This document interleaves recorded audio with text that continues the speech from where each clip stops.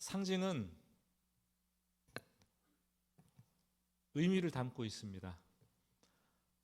모든 종교에는 저마다의 상징이 나름대로 있죠. 그 상징물을 보면은 그 종교가 추구하고 있는 가장 소중한 가치, 그것이 무엇인가를 우리는 알 수가 있습니다. 회교와 이슬람, 그 상징이 초승달과 달인데, 별과 달은 어둠을 밝히는 알라의 권능을 상징하죠. 불교는 더러운 곳에서 있지만 깨끗한 영꽃과, 그리고 한자어로 가득 찰 만자를 상징으로 삼습니다. 원불교는 모든 것이 근원이 하나라는 일원상 동그라미를 상징으로 삼고, 심지어 종교라고 하기에도 민망한 우리가 아는 유교는 선비들이 모여서 학문을 공부하던 장소가 행단, 은행나무 아래였다고 해서 은행잎을 그 상징으로 삼기도 합니다. 하지만 기독교는 상식을 깹니다. 기독교는 죄수가 오랫동안 매달려서 극한의 고통을 느끼다가 피가 마르고 피 한 방울까지 다 짜내고 물 한 방울까지 다 빼내서 서서히 고통을, 죽음을 맞이하게 되는 죄인들의 사형틀, 이 십자가를 상징으로 택했어요. 아무리 생각해도 이상하죠. 아니, 사형틀을 굳이 왜 자기 종교의 상징으로 택했는지 어이가 없죠. 근데 조금만 생각해 보면 이해가 돼요. 그 십자가에는 하나님의 크신 사랑이 담겨 있어요.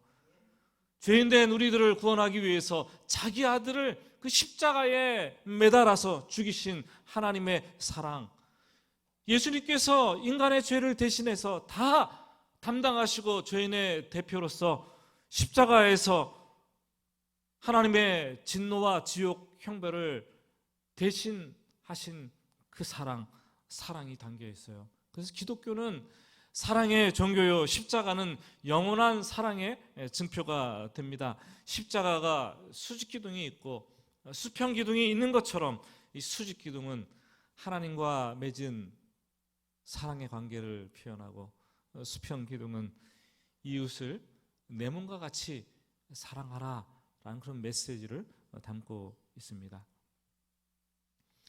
이 성경에서 기독교의 사랑을 가장 잘 표현하고 있는 곳이 어디냐라고 묻는다면 두말할 필요가 없어요. 오늘 읽은 고린도전서 13장, 사랑장이죠. 사랑의 찬가라고도 얘기를 합니다. 읽은 1절부터 3절까지는 그 어떤 종교적 행위들도 사랑이 밑받침되지 않으면 아무것도 아니라는 얘기를 하고 있고, 그리고 4절부터 7절까지는 그렇게 필수적인 신앙생활의 필수적인 사랑을 이론적인 관점에서가 아니라 우리의 신앙생활 속에서, 삶 속에서 구체적으로 어떻게 실천해 나갈 수 있는지를 말해 주고 있습니다. 우리 1절 말씀을 한번 같이 읽어볼까요? 내가 사람의 방언과 천사의 말을 할지라도 사랑이 없으면 소리나는 구리와 울리는 꽹과리가 되고. 고린도 전서를 기록한 바울 사도는 먼저 사랑을 기도라는 이 종교의 행위, 신앙생활의 행위에서 찾습니다. 기도가 뭔가요, 여러분?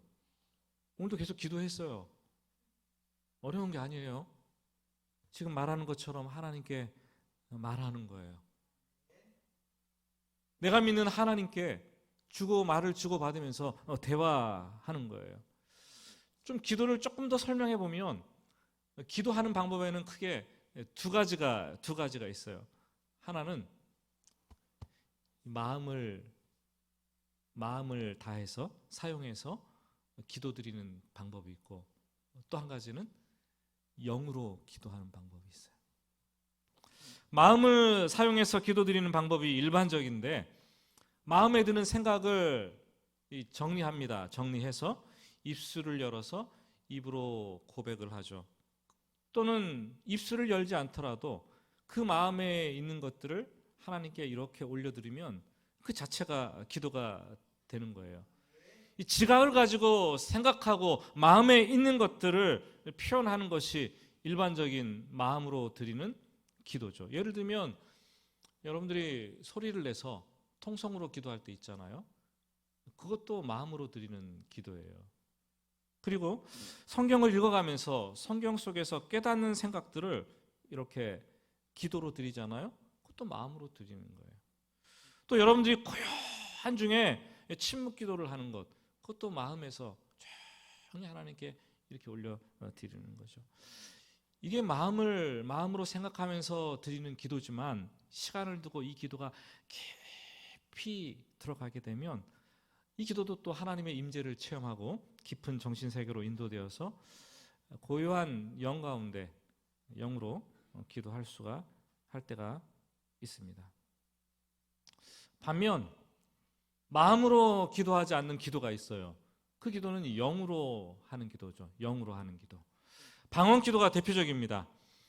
1절 말씀을 보면 사람의 방언 그리고 천사의 말이라고 번역하고 있지만 원문을 보면 사람과 천사의 방언 딱 하나로 표현을 하고 있습니다. 방언은 하늘의 언어예요.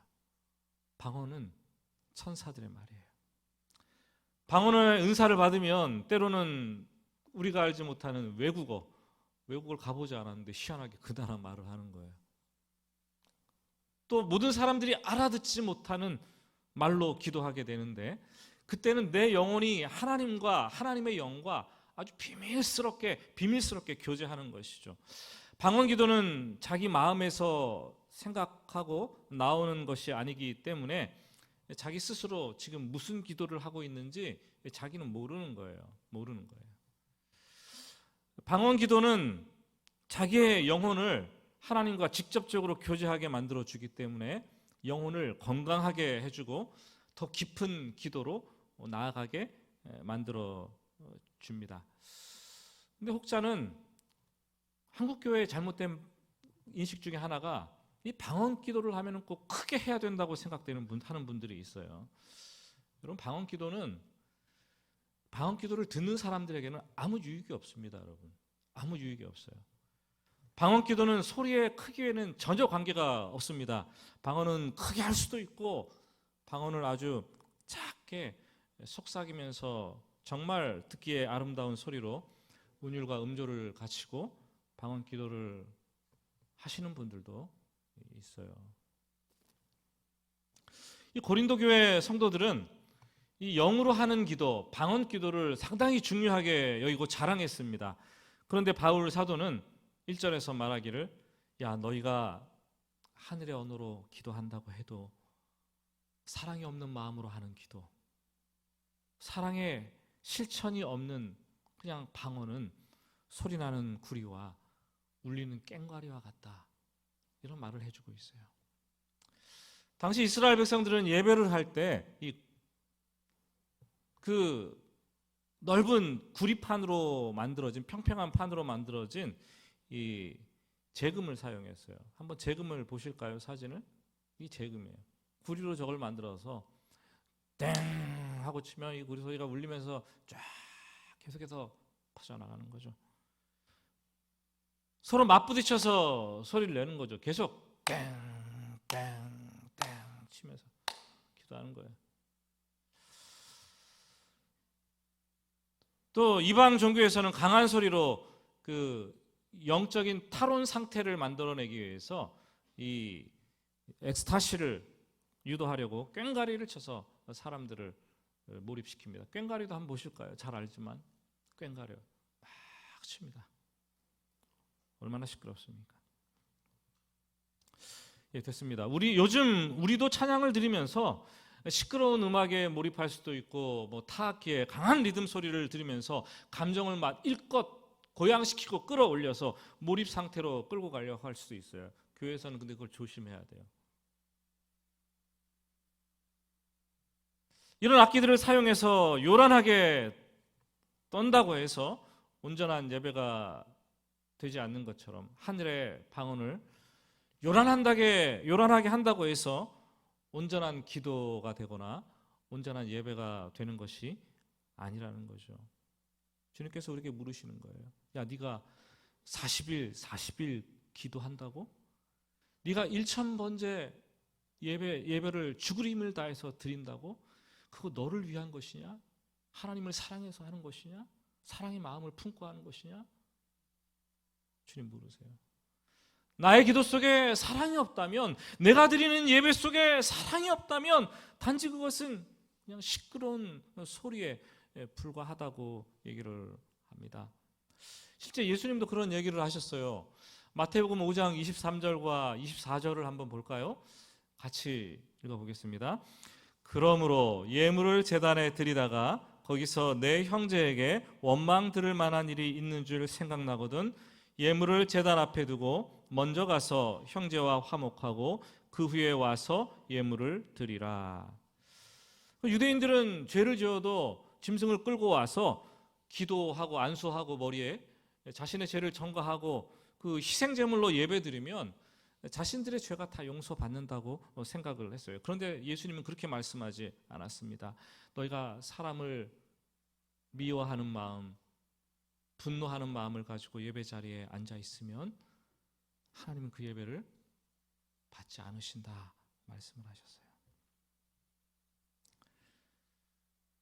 이 사람들과의 수평적인 관계가 다 깨졌는데 하나님께 드리는 기도와 예배, 이 수직적인 관계, 그것도 온전할 수가 없다라고 얘기를 합니다. 먼저 시간을 다투어서 빨리 가서 그 사람을 만나서 용서하고 화해하고 사랑하는 마음으로 기도 자리에 앉고 예배 자리에 앉을 것을 요구하십니다. 여러분, 이 말씀을 우리가 지금 당장 실천에 옮긴다면 여기에 몇 명이나 남아 계실까요? 지금 당장 보따리 싸가지고 문 밖에 빨리 뛰어나가서 용서하고 화해하고 그리고 사랑하는 마음을 가지고 다시 와서 이 자리에 오셔서 오후에 예배, 아니 내일 예배, 아니 다음 주에 예배를 드려야 되지 않을까요, 여러분? 여러분, 어느 날 기도하려고 교회에 와서 앉았는데 기도하려고 앉았는데 마음속에 막 미움과 분노가 느껴지는 경험 해보셨어요? 그래서 깊은 기도로 나아가기 위해서 그 미워하고 분노하는 마음을 떨쳐버리기 위해서 막 몸부림쳐 보신 적이 있으십니까, 여러분?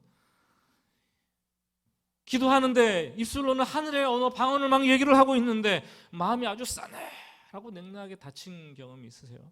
주일에 예배하려고 교회에 앉았는데 마음이 그렇게 어떤 사람이 생각나면서 차가울 수가, 그런 적이 있으십니까? 혹시 오늘이 그날이 아니세요? 사랑 없이 기도하고 사랑 없이 찬송하고 사랑 없이 예배드리고 있다면 납작 엎드려서 하나님께 고백을 해야 돼요. 주님, 제가 소리나는 구리고 제가 울리는 꽹과리입니다. 주님, 저를 불쌍히 여겨 주시옵소서. 2절 말씀에서는 고린도 교회 안에 방언뿐만 아니라 예언하는 능력을 가진 사람들이 있었다고 얘기를 합니다. 예언이라 그러면 우리가 미래에 되어질 일들을 무당 점치듯 하는 어떤 그런 것들, 미래 예언이라고만 생각하는데 그것은 아주 부분적인 거예요. 예언을 가리킬 때는 기록된 하나님의 말씀, 그것이 예언인 거죠. 기록된 예언의 말씀, 성경 진리, 예언의 능력이라고 하면 그 하나님의 기록된 말씀을 잘 풀어서 이 설명해 주는 그 능력, 가르쳐 주는 능력을 얘기를 합니다. 말씀을 잘 전달하고 또 설교를 잘하고 다른 사람들에게 구원의 진리를 설명해 주는 그 능력. 성경 지식이 있고 우리는 비밀스러운 말씀을 아주 잘 풀어서 해석하면 사람들이 우러러 보잖아요. 그렇죠? 성경을 뭐 백도겠다 그러면 우러러 보는 것 같고, 저 사람은 대단한 믿음이 있다고 우리는 생각을 합니다. 그런데 성경은 말합니다. 사랑이 없으면 nothing, 아무것도 아니다. 아무것도 아니다. 저는 목사지만 목사들이 보통 3가지 착각을 한대요. 무슨 착각을 하고 살까요? 목사들이 자기 생각이 하나님의 생각과 똑같다고 철석같이 믿고 있다는 거죠. 2번째는 자기가 설교를 꽤 잘한다고 생각하는데요. 대부분의 목사님들이 이렇게 생각을 한대요. 세 번째는 자기가 설교하면 교인들이 변할 줄로 안대요. 그래서 목사들이 많은 사역 가운데 이 설교 말씀에 집중해서 많은 시간을 투자하죠. 물론 그래야 돼요. 조국교회가 살아나는 이런 이 강단이 살아나야 되는 거죠. 하지만 목사로서 설교를 하면 할수록 하나님께서 주시는 마음은 참 어렵게 하시더라고요. 하나님께서 야, 기도를 담은 설교를 해라 라는 메시지를 주시고, 그 사랑이 담긴 설교를 네가 해보지 않으렴. 저한테는 자꾸 그런 메시지를 나이가 들면서 한 해 한 해마다 주시는 것 같아요. 어느 날 고린도전서 13장 2절을 읽다가 예언하는 능력이 있어도 사랑이 없다면 너는 아무것도 아니다. 말씀이 제 심령 속에 탁 꽂혀오는 것을 느꼈어요. 하나님, 사랑이 뚝뚝 묻어나는 그런 말을 전하고 그런 설교를 하고 마음을 만질 수 있다면 얼마나 좋겠습니까? 저희 기도 제목이고 여러분들의 기도 부탁을 드리는 거예요. 아무리 유창하게 설교해도 사랑이 없다면 여러분 감동이 있고 영혼이 변화되겠습니까? 목사들만 착각을 하시는 줄 아십니까? 성도들도 착각 세 가지가 있대요. 첫째는 내가 없으면 교회 일이 안 돌아가는 줄로 안다. 그러십니까 여러분? 둘째는 자기가 예수 잘 믿는 사람인 줄 안다. 셋째는 내가 아는 만큼 그렇게 살 수 있다고 믿는다. 여러분, 목사도 성도들도 착각에서 깨어나면 그때부터 참 목회가 되고 그때부터 진짜 신앙생활이 시작하게 되는 거죠. 사랑이 없으면 우리는 아무것도 아닌 거예요. 여러분, 아무것도 아닌 거예요. 신앙의 종교적인 행위 중에 구제가 얼마나 훌륭하고 좋은 것입니까?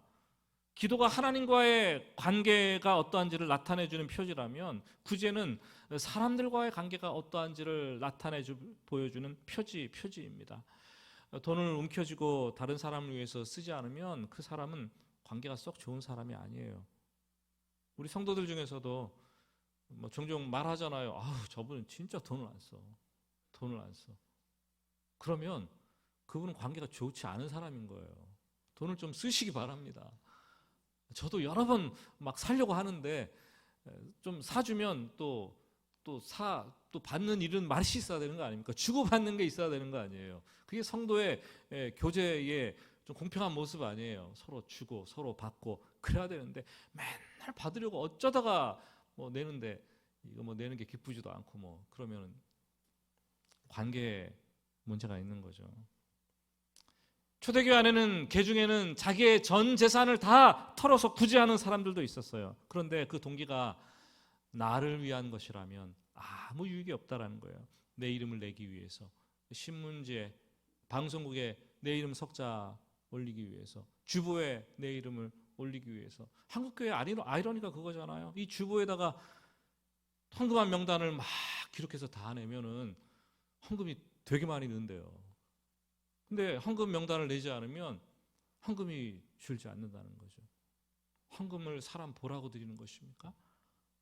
하나님께 감사한 것들을 드리는 거잖아요. 우리 교회는 일부러 그게 싫어서 내지 않습니다. 저는. 여러분, 내 이름을 위해서 그런 동기를 가지고 헌금을 한다면, 구제를 한다면 그게 바리새인이고 위선자죠. 우리는 경건생활 가운데 기도하면서 위선적이 될 수 있고, 불쌍하고 사람들을 돕는 선행을 하면서도 우리는 위선적이 얼마든지 될 수가 있습니다. 사랑 없으면 자기 자랑밖에 되지 않는 거예요. 자기 자랑밖에. 초대교회에서 구제하려고 밭을 팔아서 헌금을 했는데 얼마를 감추고 전 재산을 드린다고 속이다가 죽은 사람이 있잖아요. 그 사람이 누굽니까, 여러분? 아나니아와 삽비라 부부 아닙니까? 헌금 안 해도 안 죽은 사람들이 대다수인데 그 사람은 헌금하고 죽었어요. 동기가 잘못됐다라는 거죠. 사랑이 없으면 하나님께서 받지 않으세요. 기도도, 예배도, 구제도, 헌금도. 3절은 한 걸음 더 나아가서 얘기합니다. 내 몸을 불사르게 내어준다 할지라도 사랑이 없으면 내가 아무 유익이 없느니라.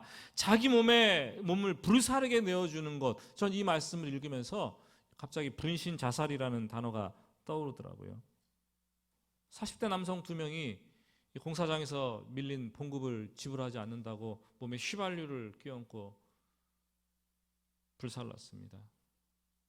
어떤 이는 정치 신념 때문에 국회에 가가지고 국회에서 국회의원들을 향해서 정치를 왜 이따구로 하느냐, 저와 여러분들의 마음일 것 같기도 해요.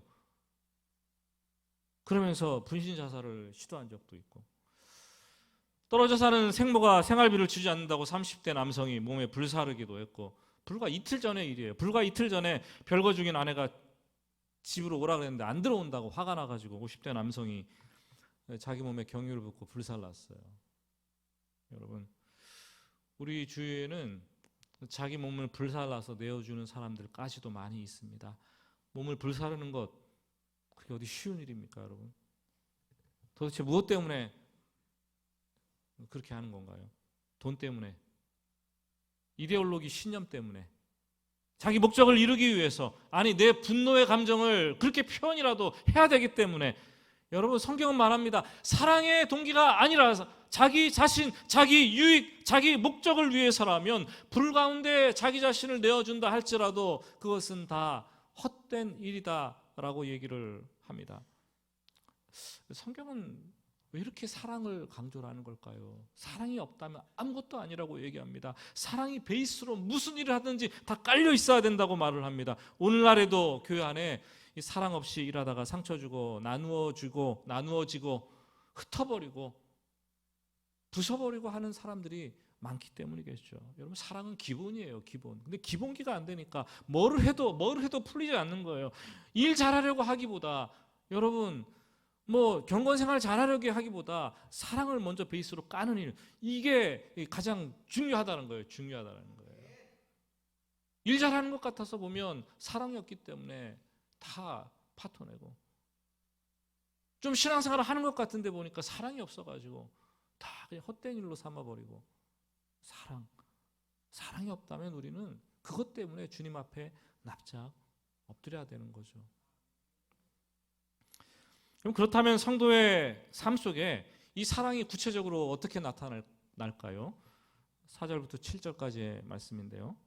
제가 어느 날 사랑에 대해서 설교를 하려고, 참 오늘도 제가 마음이 되게 어려워요. 사실 저도 사랑 설교하지만 사랑이 참 부족한 사람이기 때문에 사랑에 대해서 설교를 하려고 하면 막 마음이 되게 어려워지는, 한 주 동안 마음이 어려워요. 어느 날 사랑에 대해서 설교하려고 사랑장을 피다가 본문 읽었어요. 내게 있는 모든 것으로 구제하고 내 몸을 불사르게 내어줄지라도 사랑이 없으면 아무 유익이 없느니라. 막 가슴에 은혜가 몰려오더라고요. 아, 이렇게 사랑을 해야 되는구나. 근데 사랑의 구체적인 실천에 대해서 4절 말씀부터 읽어 내려갑니다. 사랑은 오래 참고, 사랑은 오래 참고, 사랑은 오래 참고. 초장부터 걸려서 더 이상 나가질 않더라고요. 아무리 생각해도 전 오래 참는 사람이 아니더라고요. 오래 참는 남편도 아니고, 오래 참는 아버지도 아니고, 오래 참는 목회자도 아니라는 것이 절실하게 느껴지니까 더 이상 이 진도가 나가지 않는 거예요. 그냥 그 말씀에 박혀서 눈시울이 붉어지고 눈물이 줄줄 흘러내리는데, 여러분, 오래 참는 것은 하나님의 속성입니다. 하나님께서 오래 참지 않으시는 분이라면 저와 여러분들이 이 자리에 살아남아 있을 수가 없어요. 죽어도 10번은 더 죽었을 것입니다. 하나님은 노하기를 더디하시고 온유하시고 겸손하시고 자비로우신 분이시기 때문에, 오래 참으시긴 분이기 때문에 우리가 그나마 이제까지 이렇게 주님 앞에 설 수 있고, 우리가 그나마 이렇게 신앙생활 할 수 있는 거죠. 마땅히 오랫동안 우리가 신앙생활을 해왔다면, 하나님을 잘 믿는다고 이제까지 왔다면, 우리가 그 하나님의 속성인 사랑을 많이 닮아 있어야겠죠. 근데 우리는 왜 이렇게 사랑이 없는 걸까요? 매일 부딪히는 사람들 속에 짜증이 나고, 그 사람으로 인해서 답답함이 가득하고, 뚜껑 열리는 열받음이 막 분출되기 시작을 하고, 무시하고 고개 돌리고 싶고 말도 섞기 싫은 사람들이 있고. 여러분, 사랑은 그것들이, 그런 마음들이, 그런 생각들이 다 내 마음속에 지나가도록 오래 참고 기다릴 수 있는 넓은 품이에요. 넓은 품. 그것을 기다리지 못해, 참지 못해서 다 우린 토해내잖아요. 여러분, 세상 살면서 나를 힘들게 하는 사람들이 없는 곳은 없어요. 내가 반드시 치르고 건너가야 될 시험이 있습니다. 힘들다고 그 사람 때문에 다른 곳으로 피하면 다른 곳에 가니까 똑같은 사람이 또 있는 거예요. 아니, 더 센 사람이 있는 거예요. 더 센 사람이. 이 교회를 피해서 그 사람 때문에 저 교회 가고, 뭐 이 직장을 피해서 저 직장을 가고. 여러분, 언제까지 그렇게 할 수 있을까요? 내가 그 사람을 용서하고 사랑할 때까지 계속되는 거예요. 그때야 비로소 끝나는 거죠. 사랑은 사람들을 온유하게 대하게 나타나는 것으로 나타납니다. 개인도 그렇고 가정도 그렇고 교회에서 자꾸 부딪히다 보면, 익숙해지다 보면 우리는 온유함을 잃어버릴 때가 있어요. 맨날 만나는 사람들에게 우리는 온유하지 못해요, 사실. 그러면 거친 언어들과 높은 톤의 목소리, 그리고 얼굴 붉히는 모습이 이렇게 나오게 됩니다. 그리고 불같이 성을 내게 되죠. 그때는 성령님과 우리가 거리가 멀어지는 거예요. 화가 끓어오를 때 마음을 가라앉히고 온유한 심령이 되어서 이 조용하게 말하는 인격, 성령님께서 인도하시는 거예요. 그것이 사랑의 배려죠. 오프라인 현장에서뿐만 아니에요. SNS도 마찬가지고, 카톡방도 마찬가지고, 문자도 마찬가지예요. 온유함과 이 친절함과 이 성품들이, 겸손함이 다 문자에서도 묻어나야 되는 거예요. 확 나가버리고 막 탁 쓰고 그냥 해버리고, 여러분, 그런 것들 다 드러나는 거예요. 성령이 없다는 증거죠. 내 안에 사랑이 없다라는 거예요. 그게. 시기하는 것도 마찬가지입니다. 시기하는 것도 내 영혼을 성장하지 못하게 하고, 그뿐만 아니라 상대방도 성장하지 못하도록 그 서로의 발목을 잡고 영적인 침체 늪으로 교회를 다 빠져들게 하는 모양입니다. 그리고 사람들의 모임에서 교만하고 자랑하고 교만하는 마음이 든다면 그때는 재빨리 생각해야 돼요. 아, 내 안에 사랑이 지금 없구나. 사랑이 없구나. 온유와 겸손이 하나님으로부터 비롯된 마음이라면 이 자랑과 교만은 내 자신으로부터 비롯된 마음이죠. 자랑은 금방 교만이 돼버려요. 교만이 되면 그 교만은 무례하게 행동하고 무례하게 말하게 만드는 거예요. 오늘 말씀하잖아요. 사랑은 자랑하지 아니하며 교만하지 아니하며 무례히 행하지 아니하며. 태도는 마음에서 비롯되는 거예요. 교회 안에서 예수 믿는다고 하면서 세상은 물론 교회 안에서도 무례히 행하는 사람들이 있지 않습니까, 여러분? 보지 않습니까? 내 안에 사랑이 없기 때문에 이미 자랑 단계를 넘어서, 교만 단계를 넘어서 무례히 행하는 거예요. 어떤 부부가 이혼을 어느 정도 결정하고 상담을 하러 찾아옵니다. 이야기 도중에 아내가 눈물을 글썽이면서 두꺼운 책 하나, 노트를 탁 책상에 올려놓습니다. 뭘까요, 그게요? 지난 10년 동안 남편의 잘못된 것들을 깨알같이 다 기록한 비망록이에요. 혹시 그렇게 하시는 분들 계십니까? 일목요연하게 어느 날 어떻게 했다 다 기록해 놓습니다. 인덱스까지 찾기 쉽게 만들어 놨어요. 그분은 항상 그걸 기록하면서 자기 남편의 악한 것만 생각하는 거예요. 아, 남편이 이렇게 약하고 이렇게 나쁘고 이렇게 나쁜 놈이고 진짜 이런 악을 가지고 있고 막 생각을 하는 거죠. 하나님을 생각하고 사랑하며 살기에도 부족한 시간인데 악한 것을 기억하고 분을 품으면서 마음에 두고 사니까 심령이 마르고 뼈가 마르는 거예요. 지나온 삶을 생각하면 생각할수록 야, 지옥같이 고통스럽구나 느껴집니다. 여러분, 사랑이 없으면 악한 것을 생각해요. 내 속에서 악한 것을 생각하고 다른 사람의 악한 것을 생각하고 그것을 계속 마음속에 품으면서 힘들게 고통스럽게 살아가게 된다라는 거죠. 여러분, 그리스도 안에서 하나님만 생각하고 진리와 함께 기뻐하며 사시기를 주님의 이름으로 축복합니다. 7절은 오늘 말씀의 결론입니다. 결론인데 우리 같이 결론을 한번 읽어보겠습니다. 모든 것을 참으며 모든 것을 믿으며 모든 것을 바라며 모든 것을 견디느니라. 7절을 읽었는데 결론이 답답하기 그지없습니다.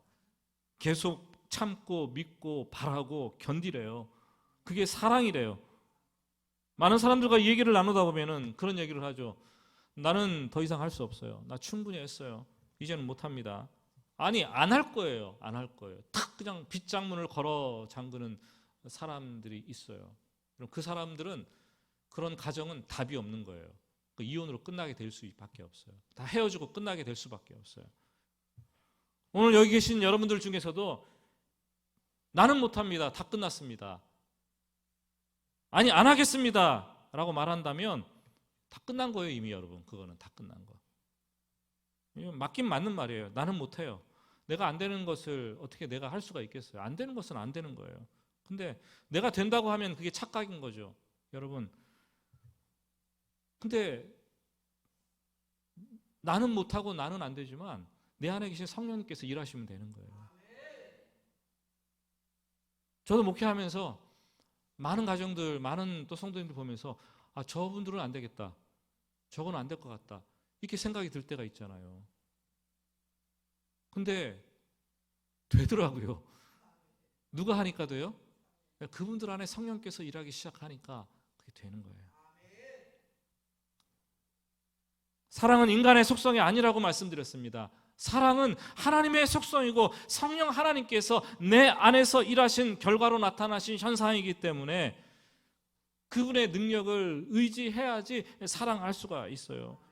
그냥 고린도전서 13장을 읽을 때마다 느끼게 되는 것은 내 안에 사랑이 얼마나 없는지, 내가 얼마나 형편없는 사랑을 하고 있는지 그것을 가혹하게 깨닫게 됩니다. 그리고 아, 밖으로부터 사랑이 와야 되는구나. 내 사랑이 아니라 밖으로부터의 사랑, 인정할 수밖에 없어요. 그 하나님의 사랑, 십자가에 나타난 예수 그리스도의 사랑, 예수님께서 죽기까지 보여주셨던 그 사랑, 나를 강권하시는 그 사랑, 성령께서 그 사랑을 내 안에 아주 가득 그리고 풍성하게 채워주실 때 나도 비로소 이제 사랑을 할 수 있는 반사체가 되는 거죠. 여러분 죽었다 깨어나도 못해요. 저도 못해요. 내가 할 수 있는 게 아니에요. 그러나 주님께서 하십니다. 신앙생활은 그 사랑을 배우는 것이고 그 사랑을 채우는 것이고 그리고 그렇게 사랑하는 거예요. 해오름교회에서 우리 그렇게 사랑하시는 여러분들 성도님들 되시기를 주님의 이름으로 축복합니다. 우리 찬송하고 기도하겠습니다.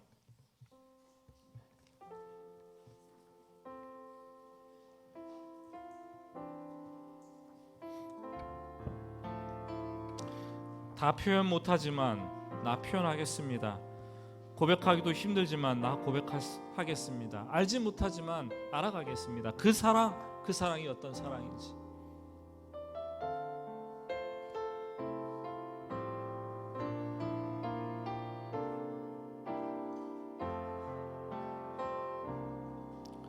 다 표현 못해도 나 표현하리라.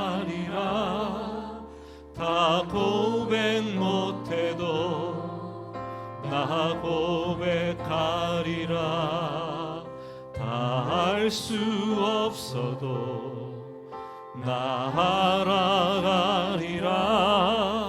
다 담지 못해도 나 닮아가리라. 다 표현 못해도 표현 못해도 나 표현하리라. 다 고백 못해도 나 고백하리라. 다 알 수 없어도 나 알아가리라. 다 담지 못해도 나 닮아가리라. 그 사랑 얼마나 아름다운지, 그 사랑 얼마나 날 나를 부욕해 하는지, 그 사랑 얼마나 크고 놀라운지를, 그 사랑 얼마나 나를 감격하게 하는지. 우리 기도합니다. 우리 기도할 때 솔직한 여러분들의 고백을 해봅시다. 하나님, 내 자신조차 사랑하기 힘든데 남을 사랑하라고요? 코로나 시대에 의무감으로 기도하고 예배 자리에 앉는 것, 교회 일하고 봉사하기도 힘들고 버거운데 사랑하면서 하라고요? 사랑이 없다고 책망하시면 주님, 저는 어떻게 하십니까? 주님, 제가 사랑하려고 노력 안 해본 줄 아십니까? 그러나 가까운 사람조차 사랑하지 못하고 실패하는 연약한 인생임을 하나님 고백할 수밖에 없어요.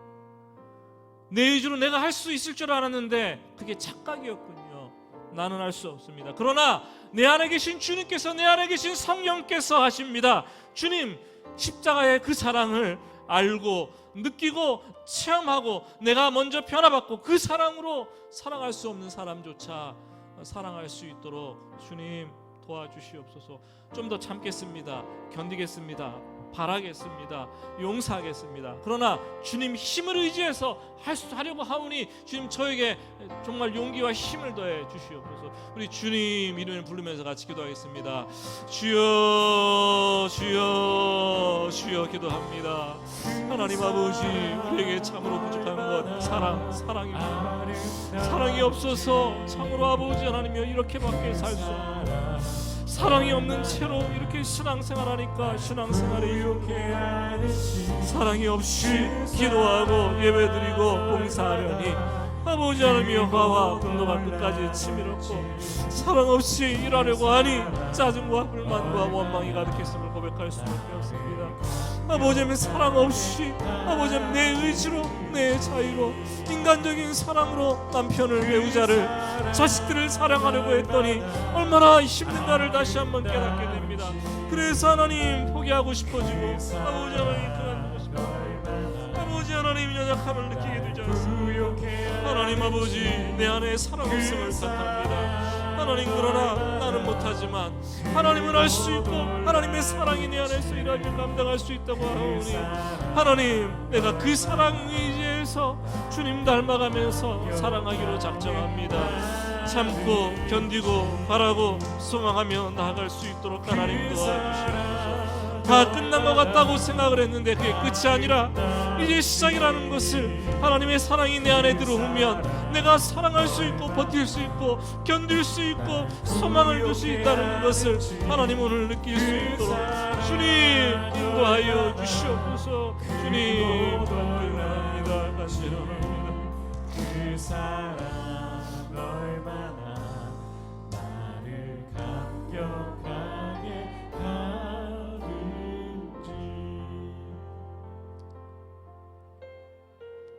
하나님, 사랑 없이 아무것도 하지 않기를 원합니다. 모든 일들을 사랑으로 하기를 원합니다. 일을 좀 못해도 사랑이 깔려있고, 기도가 부족해도, 말씀이 부족해도, 섬김이 부족해도 그 밑바닥에 사랑이 깔려있게 하여 주시옵소서. 그래서 내가 제일 잘하는 것이 사랑이기를 원하고, 내 안에 사랑이 없다면 십자가의 그 사랑에 다시 무릎 꿇고 그 사랑을 알고 배우고 체험하며 사랑을 채워서 사랑할 수 없는 사람조차 넉넉하게 사랑으로 사랑할 수 있도록 도와주시옵소서. 예수님의 이름으로 기도드립니다.